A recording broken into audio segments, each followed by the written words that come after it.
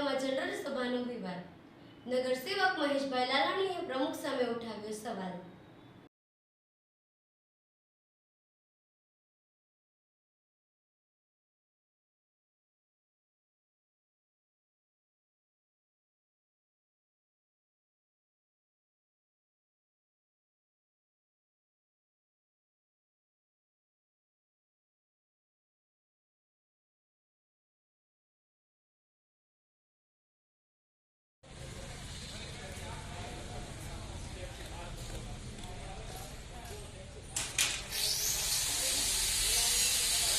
આપણા પરિચય સાથે. મહેશ લાલાણી, સિહોર નગરપાલિકા કાઉન્સિલર, અપક્ષ. હવે વાત આપણે અવારનવાર વહીવટની કરીએ છીએ, સિહોર નગરપાલિકાના વહીવટ. તો આ જે સિહોર નગરપાલિકાનો જે વહીવટ છે અથવા જે કાંઈ આ બીજો આપણે જેને કહીએ કે અણઆવડતવાળી જે વાત ગણાય, તો આની અંદર સિહોર નગરપાલિકાના પ્રમુખશ્રી દ્વારા અવારનવાર રજૂઆત અને અવારનવાર કહેવા છતાં પણ જે નગરપાલિકાની સામાન્ય સભા જે ફરજિયાત જે બોલાવવામાં આવે છે એ 3 થી 4 વખત 1.5 વર્ષના સમયગાળાની અંદર બોલાવવામાં આવતી નથી, કહેવા છતાં પણ આવતી નથી. બીજું કે વહીવટની અંદર જે પ્રશ્નોત્તરીનો મુદ્દો હોય છે એ પ્રશ્નોત્તરીનો મુદ્દો પણ લેવામાં આવતો નથી. આ બધી રજૂઆતો પ્રોસિડિંગમાં પણ લખાયેલ છે. ઉપલી ઓથોરિટી એટલે કે પ્રાદેશિક નગરપાલિકા નિયામકશ્રીને પણ આ વાતથી વાકેફ છે. તેમ છતાં કોઈપણ જાતની જે કાર્યવાહી થવી જોઈએ એ થતી નથી.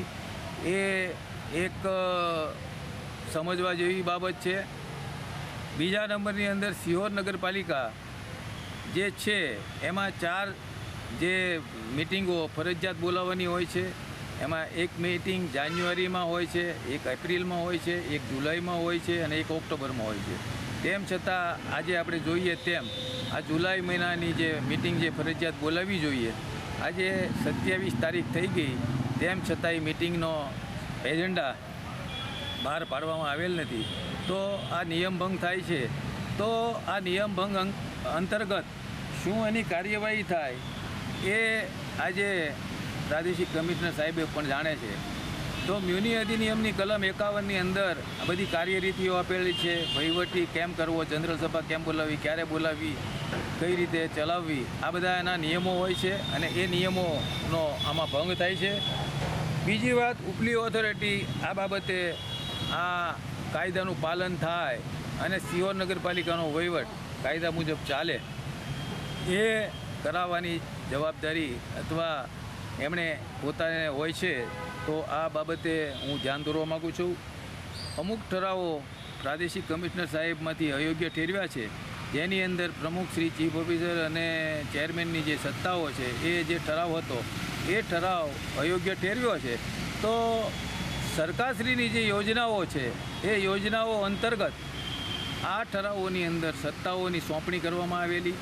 એટલે આ જો સત્તાની સોંપણી કરવામાં આવેલી હોય અને કામો લેવામાં આવ્યા હોય વિકાસના અને એ કામોનો ઠરાવ યથાવત રાખ્યો હોય તો એ પણ અયોગ્ય છે.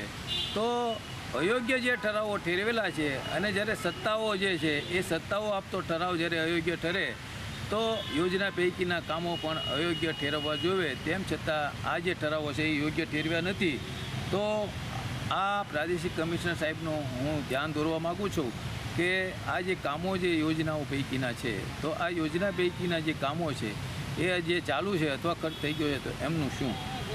બીજી વાત, ઠરાવો જે મંજૂરો થઈ ગયેલા અને પ્રોસિડિંગની યાદીમાં લખેલું છે એની અંદર પ્રોસિડિંગની અંદર આજે આ ઠરાવો જે થયા હોય, કામોના ઠરાવ થયા હોય, કામોની વિગત હોય, કામોના એસ્ટિમેટ હોય અને સ્થળ સ્થિતિ હોય કે જે કામો જ્યાં મંજૂર કરવામાં આવ્યા હોય એ કામોનું સ્થળ સ્થિતિ લખેલી હોય તો આ ઠરાવો પણ પ્રોસિડિંગ બુકની અંદર કોઈ લખેલા નથી અથવા એ રીતે મંજૂર થયેલા નથી અને પ્રમુખની સત્તા અને એ જે કાંઈ ઠરાવો એ રીતે સોંપેલા એ રીતે મંજૂર થયા છે. તો હવે એક પ્રશ્ન એ થાય છે કે આ જે કામો જે થાય છે એને કાયદેસરના ગણવા કે કેમ. તો આ એક પણ પ્રશ્ન ઊભો થાય અને થઈ શકે. તો મારી પ્રાદેશિક કમિશનર સાહેબને વિનંતી છે, અરજ છે કે આ જે કંઈ સિહોર નગરપાલિકાના જે કંઈ ઠરાવો અને જે ઠરાવો અયોગ્ય ઠેરવવામાં આવ્યા છે એ બાબતે નિર્દેશન આપે અને કાર્યવાહી કરે એવું હું ઈચ્છું છું. કારણ કે આ જે યોજના પૈકીના જે કામો છે આમ તો આ લોકોના નાગરિકોના હિત માટેના હોય છે, તો જે નિયમભંગ થતો હોય અને ઠરાવ અયોગ્ય ઠેરવેલા હોય તો આ બાબતે પ્રાદેશિક કમિશનર સાહેબે ઘટતું કરવું જોઈએ એવી મારી લાગણી અને માગણી છે.